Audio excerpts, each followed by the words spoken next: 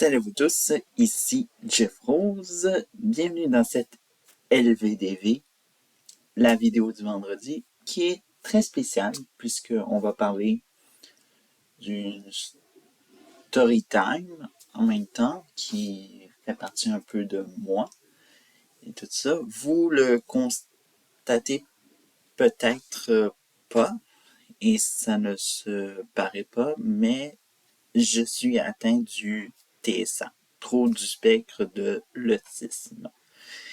Et si je vais parler de ce sujet en spécifique, c'est en même temps pour donner de l'espoir, mais aussi pour parler ce qui est sans doute un des plus grands combats de ma vie, soi-disant s'alimenter. Parce que oui, s'alimenter en tant que personne autiste, c'est tout un défi.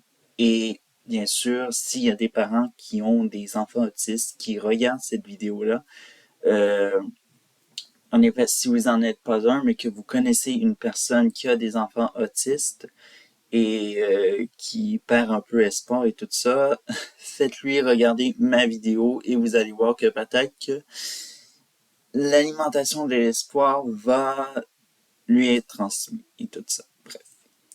Alors donc, je commence. Alors donc, je m'alimentais facilement quand j'étais bébé et tout ça. Et quand j'étais facilement au stade de l'âge du primaire et tout ça, qui est entre 6 ans et 12 ans, c'est là où que ça a commencé cette difficulté alimentaire. Chaque souper était un défi, figurez-vous. C'était, comme dirait quelqu'un que j'ai vu avant d'aborder le sujet, bien sûr, comment l'aborder, c'était une micro-chirurgie, surtout au niveau de la viande et tout ça. Pour vous résumer un peu mon alimentation, il y avait des légumes que j'aimais beaucoup, le brocoli, le céleri, les patates, oui, ça passait, mais le reste, même pas de fruits et tout ça, la viande, oui, j'en mangeais, mais c'était très limité. Ça dépendait de la coupe également. Euh, Bref, alors donc, évidemment, c'était très difficile de me nourrir. Évidemment, ça prenait des heures et j'étais souvent le dernier à terminer mon assiette.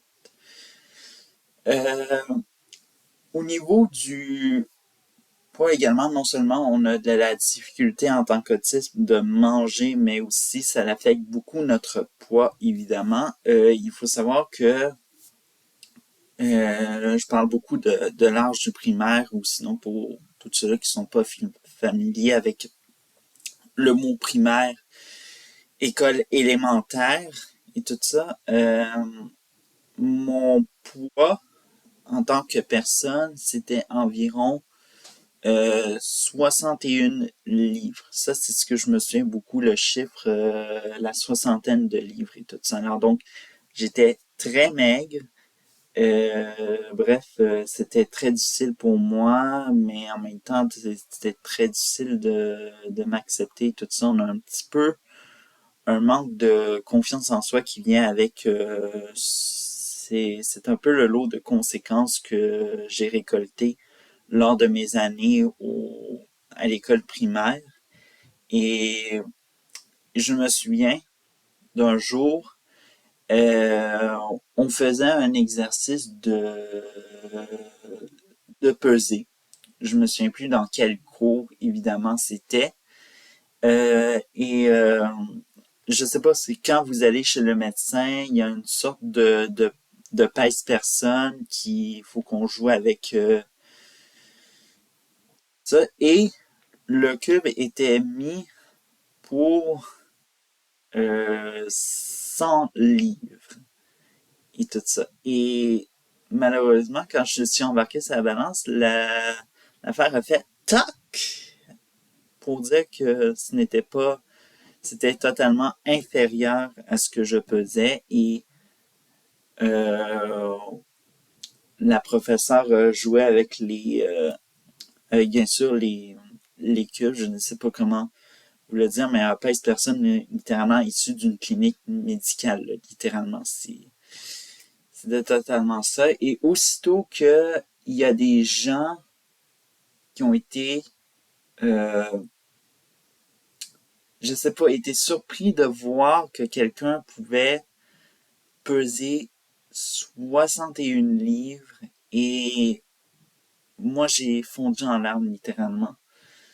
C'est très difficile non seulement d'avoir une alimentation qui est très limitée, tout ça, et c'est pas de notre faute, c'est que le trouble du spectre de l'autisme était vraiment très particulier, ce qui veut dire que notre alimentation varie dans notre regard, c'est parfois la couleur, la texture, la présentation ou tout autre facteur qui peut affecter notre refus de manger quelque chose. Et bref, moi, j'étais vraiment dans cette impasse que tellement que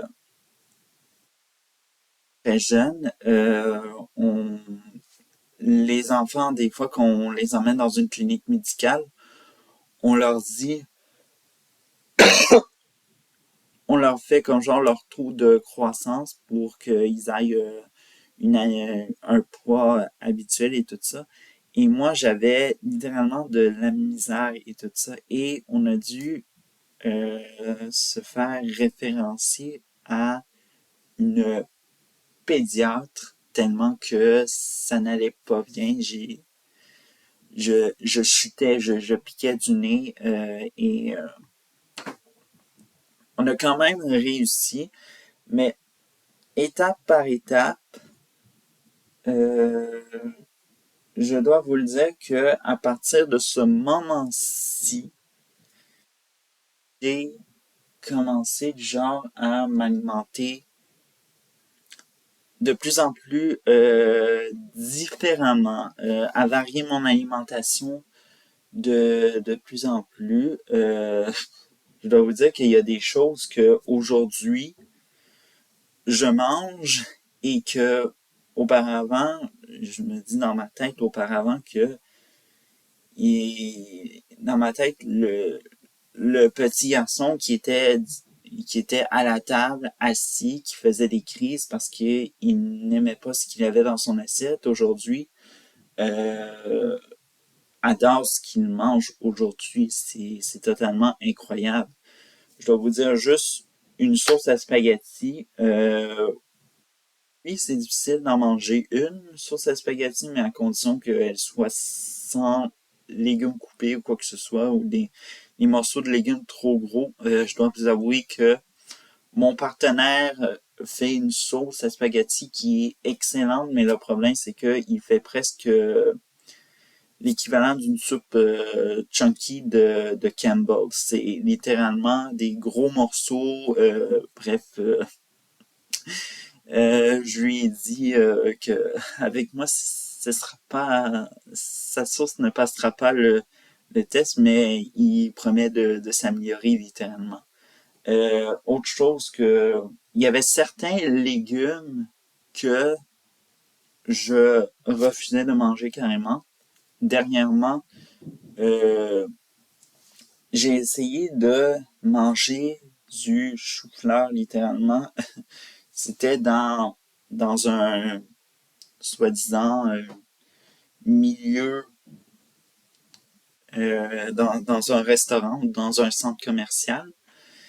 Et j'ai décidé de prendre la pointe végétarienne, mais j'ai remarqué qu'il y avait des choux-fleurs. Et au lieu de les repousser littéralement, je me suis dit, on plonge, on fonce dans le temps pour savoir si on va aimer le chou-fleur ou pas. Et malheureusement, j'ai pas trop capoté sur le chou-fleur et je pense pas n'en manger à nouveau, littéralement. Mais bon, bref.